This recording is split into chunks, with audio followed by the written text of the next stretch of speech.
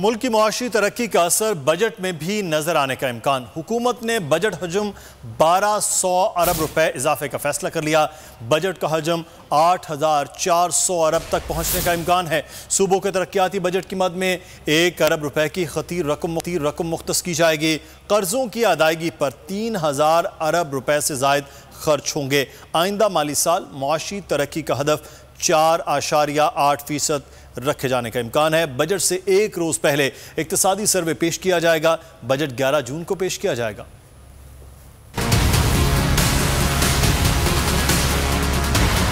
हालिया मुआशी ग्रोथ का असर बजट पर भी नजर आने लगा।